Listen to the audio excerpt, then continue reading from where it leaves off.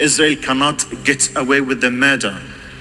Israel will not get away with the targeting of the Palestinians. In December 2023, an Israeli missile hit Gaza's largest fertility clinic center, Al Basma IVF Center in Gaza. The single strike have destroyed more than 4,000 embryos.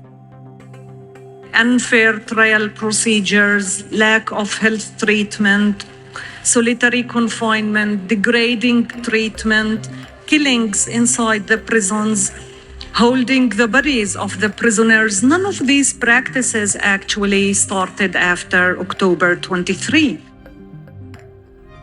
Today we're joined by Sahar Francis, a Palestinian lawyer and a human rights defender of Palestinian detainees and prisoners in Israeli prisons. Could you tell me how many Palestinian detainees were released from Israeli prisons? In the last exchange, it was a bit less than 2,000 Palestinian detainees. Of course, 250 of them, they were sentenced for life sentences and long sentences over 20 years.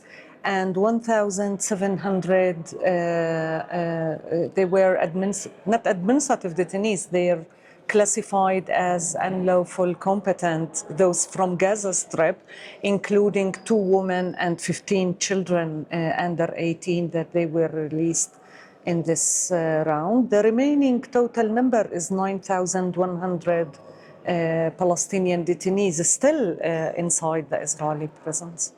Okay, thank you so much. According to Trump, we thought that all women and children were released, but you said that there are several numbers of children and women are still with the Israeli captivity. I'm afraid that he was referring to those from Gaza, which is correct, that they released the 2 women and the children that they were held from the Gaza Strip. But till today, out of the 9,100, there's 53 Palestinian women still in detention from the West Bank, Jerusalem, and 48 areas. And there's still more than 400 children, including children under administrative detention, that they are arrested without any trial, without any charge. Yesterday, you shared with us shocking information on the Sidi Man detention camp and the torture of Palestinian prisoners.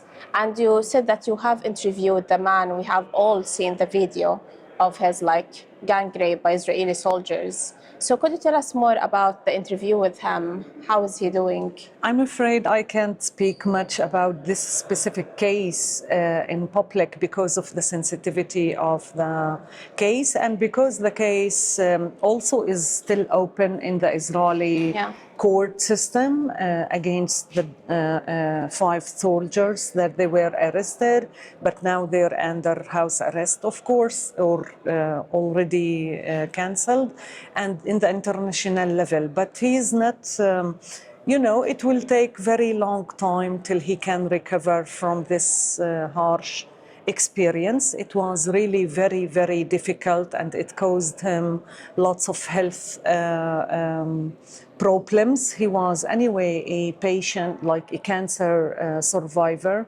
before his detention. So now we're so worried that he's back into Gaza. There's no sufficient health care in Gaza. So it would be very, very difficult situation to co-op and go back to normal. There's no normal life in Gaza. He lost his house, as is most of the people in Gaza.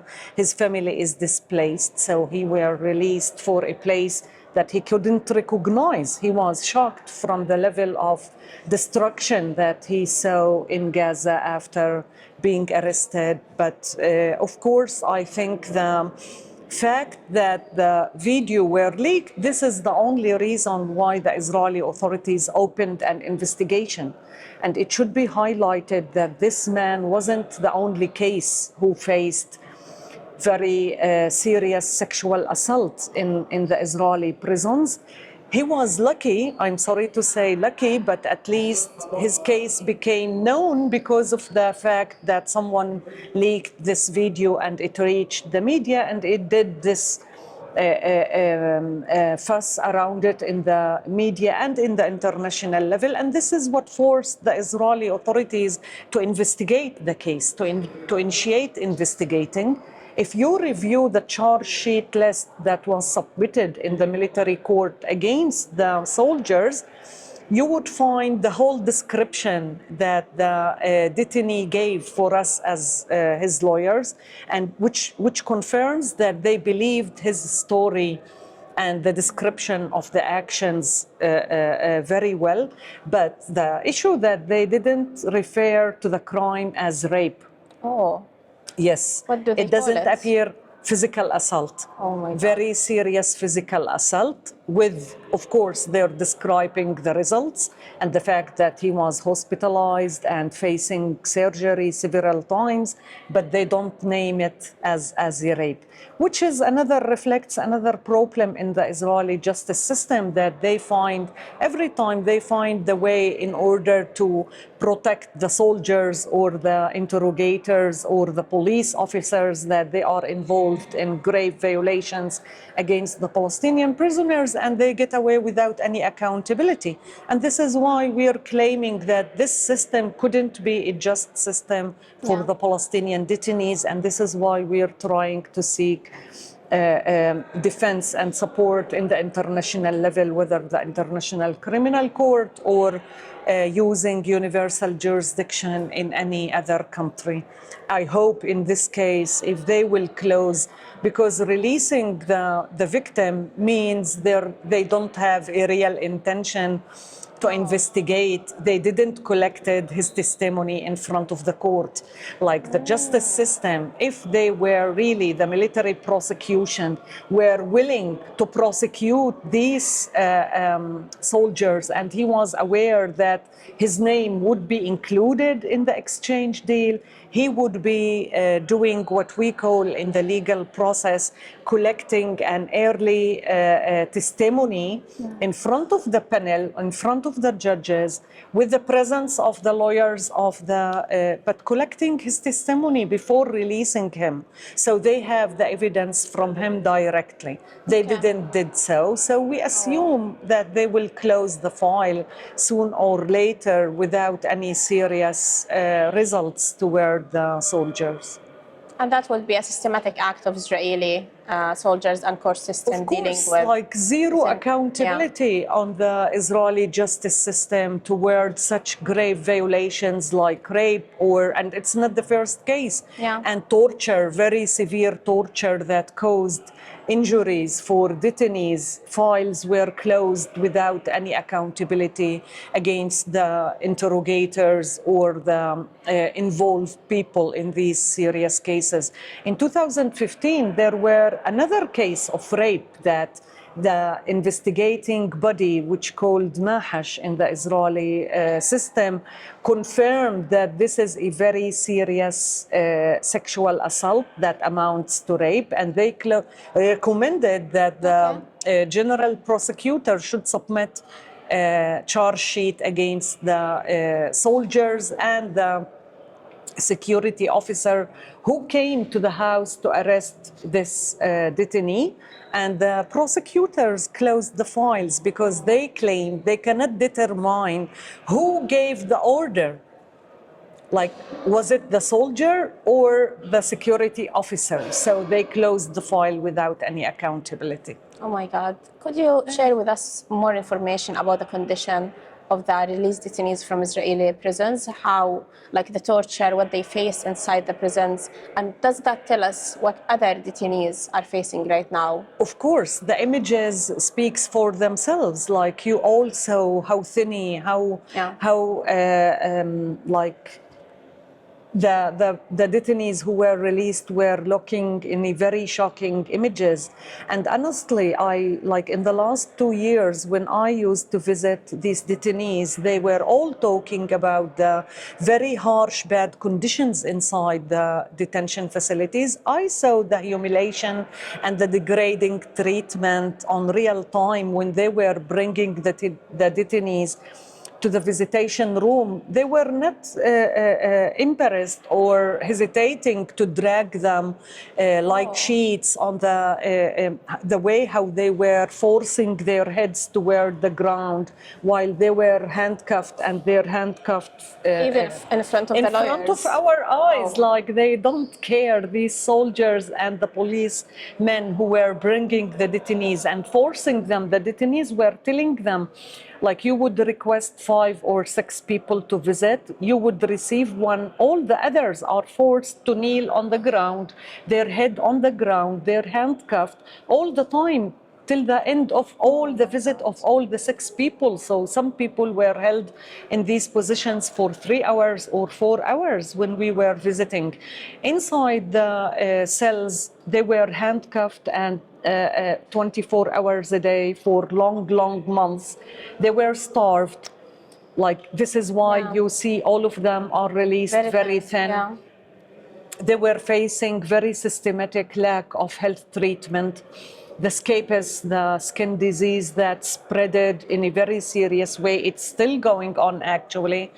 And it caused death of some detainees because of the implications and the blood infections and the fact that they were not treated properly from this skin disease. And the skin disease is an outcome of the lack of sufficient hygiene and healthy situation. And at the beginning, they were claiming that people from Gaza came with this sickness and they spread it inside. They didn't admit it, that it's an outcome of their policies.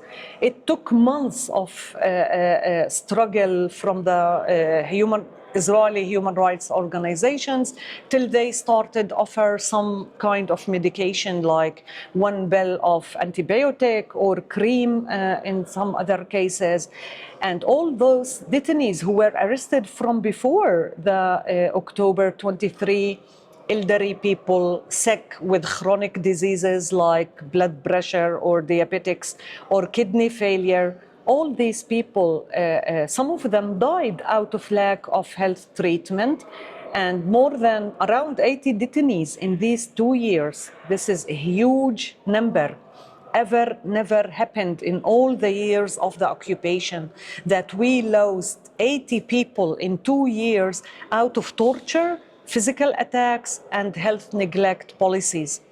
And their bodies are still kept with the prison authority.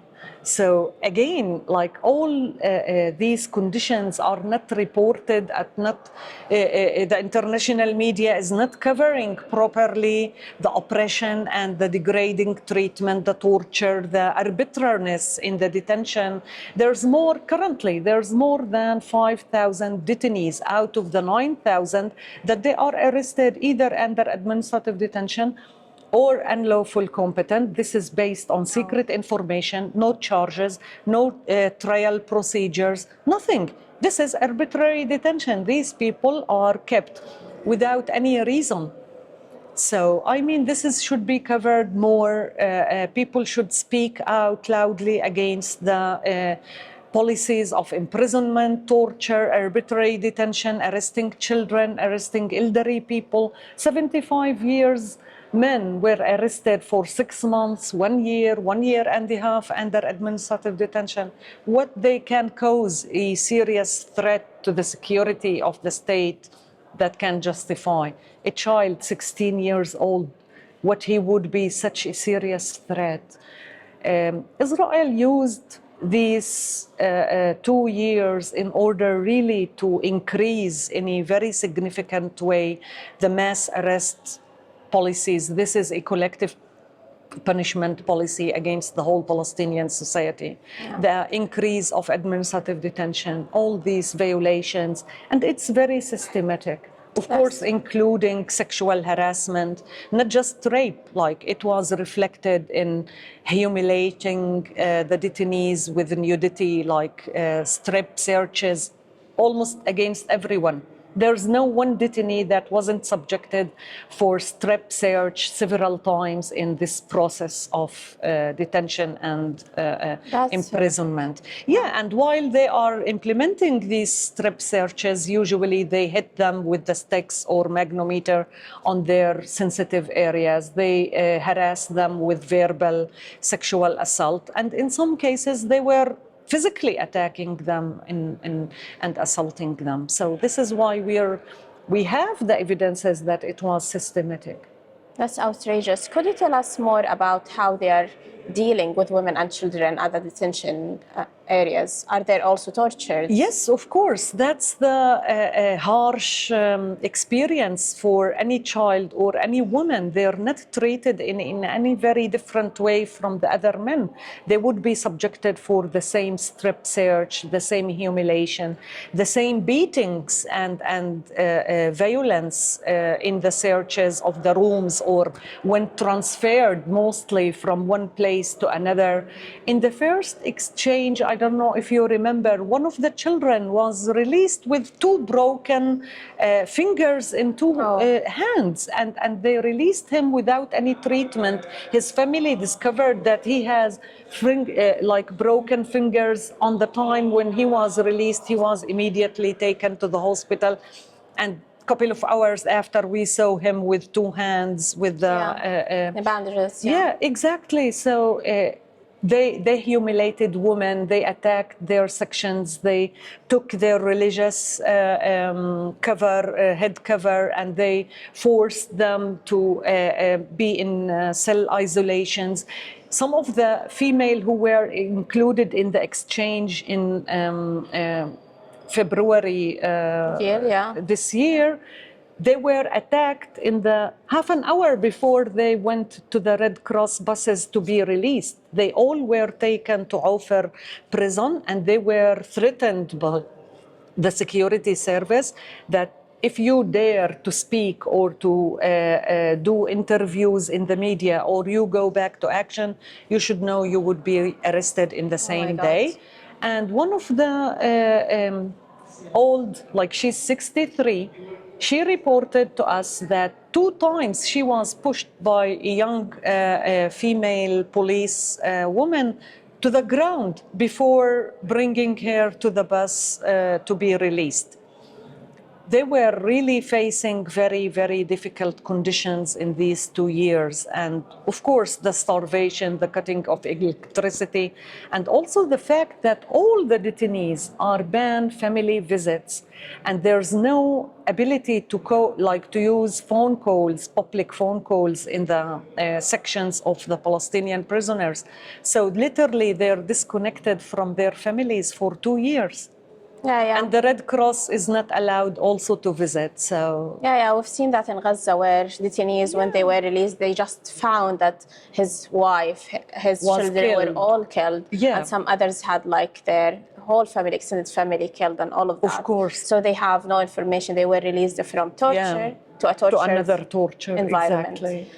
Does Israel always confirm the identities of Palestinians that they have, or do we face cases of forced disappearance? Of course, there's hundreds of disappeared people that we don't know actually if they are in detention or they were killed and still under the rubble in the Gaza Strip. But there were lots of cases, tens of cases, I can say, that we were informed officially by the Israeli authorities that this person doesn't exist. And then a couple of months after, another organization, another lawyer approached the authority, and he received an information that he's kept in this prison or that prison. There is few cases in this exchange, in the last exchange last week, that we were informing their family that they were not existing in the prison system, and they out of a sudden appeared alive, and they were released. After more than 1 year, that the family were preparing or thinking that the person died. So yes, there is thousands of people that they are still disappeared in the Gaza Strip. The main problem here, again, is that the Israelis are not disclosing any information, neither for the human rights organizations or the Red Cross Committee or any other international official body that can help the families to recognize whether their beloved members were killed or they are in detention or where they disappeared. So the issue of forcible disappearance would remain a very serious issue in the coming few years, I'm afraid. That's horrific. That's a nightmare that would leave thousands of families thinking that they might have their children alive inside Israeli prisons, but they don't know, and they might never know. Exactly. And oh my God. It's really very cruel. It's a torture. It's a psychological torture. For the whole family, for the whole community, not only the... Of course. And also, some of the detainees, especially those that they classify them as a very high security threat, they claim they were involved in the attack of the 7th of October. When we visit them, we are not allowed to talk to them about their family conditions. Nothing, no one word you're allowed to say about the family. So imagine if you know as a lawyer that the guy lost the whole family or part of his family member, and you sit in front of him and you're not allowed to tell him. Oh my God. That's also a torture for the lawyers who are not able to share. So it's a collective punishment for everyone. Mainly the main reason for the visits for the detainees is to know what happened with their families. And he would be asking, and every time he would ask, the police would jump from the other side and would say, stop it, I asked you not to talk about the family visits. The family conditions, which means as well they hear our conversations, like it's not protected as it's supposed to be between a lawyer and the client, that you have the privacy to discuss. Should be. No, they surveil all the visits that we implement. And they make it clear that they do that. Yeah. That's very horrific. I hope the situation with the Palestinian hostages and detainees in Israel gets better by them getting free.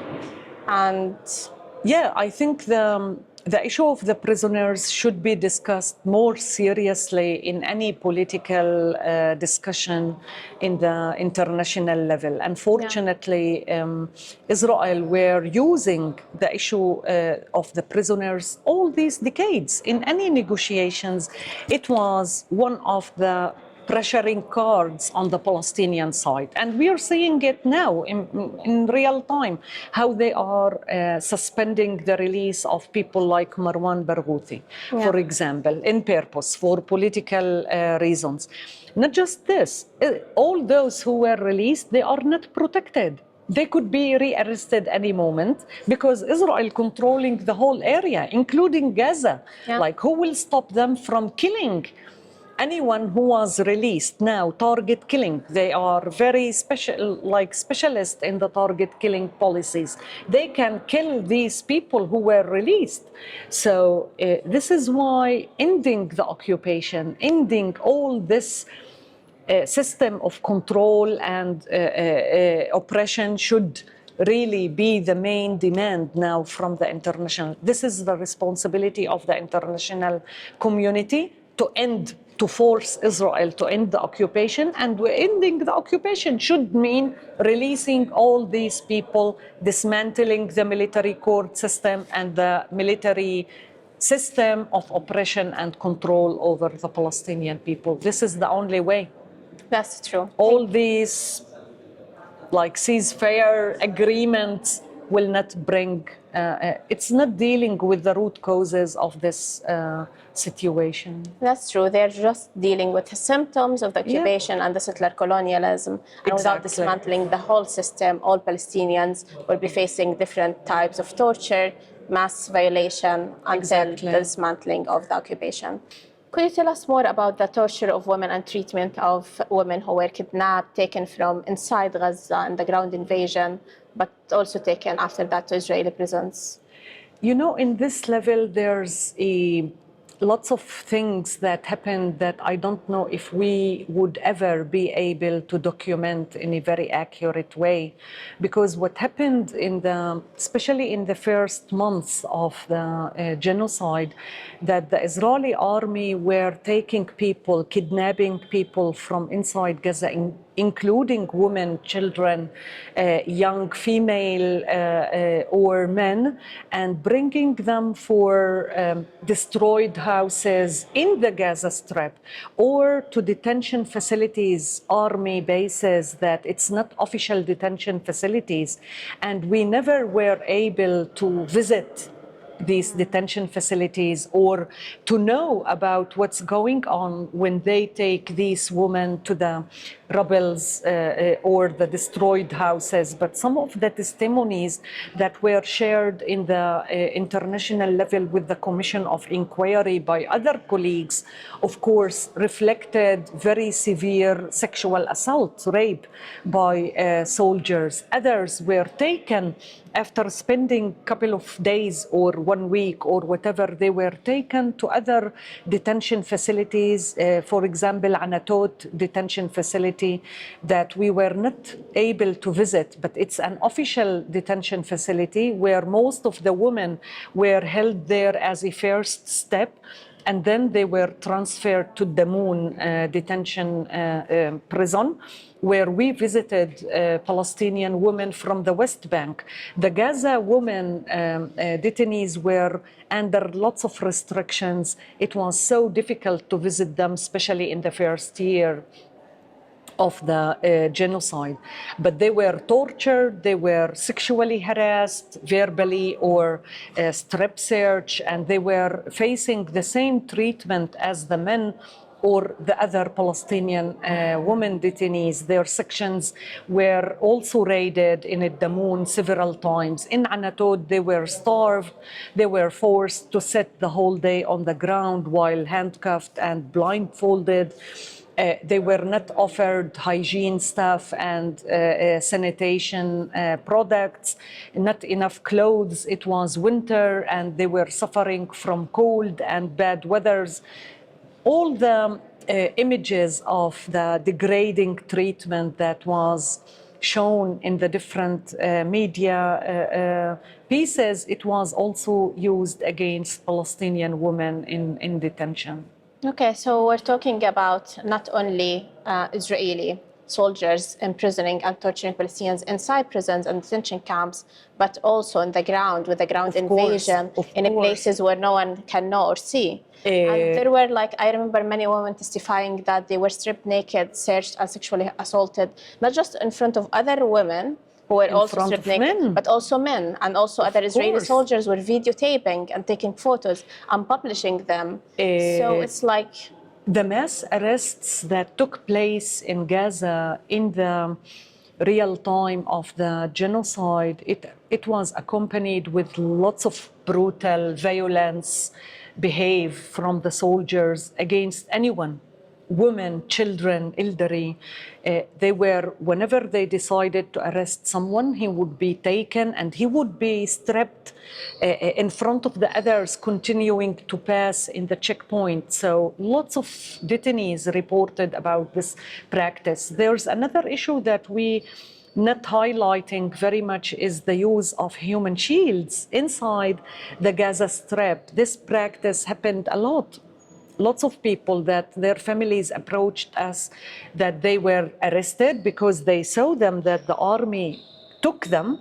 And when we were asking the official office where they are held, we would be answered, they are not arrested. Okay. And after 1 month, the family will call back and say he was released. Released from where? Then when we interview the person, it seems he was used as a human shield. They were taking him to a house in the Gaza Strip and they were wearing him a uniform, army uniform, with a camera in his head. And whenever they wanted to enter for any house or tunnel or anything in the process, they would ask the Palestinian guys to enter before the army enters. This is also a grave violation of international law. You cannot use someone as a body human shield. shield. As a human shield. Lots of cases were used in this way, actually. Yeah, and those are testimonies of people who actually survived. I remember in Nasser Hospital, there was a man who they have taken as captive. They kidnapped, and then they sent him back to the hospital to tell people that they need to evacuate. And while he was leaving, he was bombed. They killed, yeah. Immediately. He was killed immediately. Of course, So, of course. I think they killed lots of people in the Gaza Strip. The journalists, Yeah. it was very obvious that killing so many journalists is in order to hide evidences. And I assume even now, after the exchange, some of the detainees, if they would be very spoken out in the media about the torture, the humiliation, the Oh my degrading God. treatment, they could be killed. Like, who would stop this process of target killings and assassinations implemented by the drones and the quadcopters in the Gaza Strip? impunity. Israel is Immunity, having exactly. The impunity, feeling so of immunity is so powerful, and this is what enables this sadism, this awful. You know, it's really very harsh when I remember how the detainees were describing how they feel about being imprisoned in such conditions. It's so awful. Like, they were feeling that they are less than the animals. And they were asking me, do you think they treat the pets in their house in this way? Do they really treat the animals that they have in the dog or cat? We believe that no, they don't treat them in this way. To this level, they were feeling such humiliation, and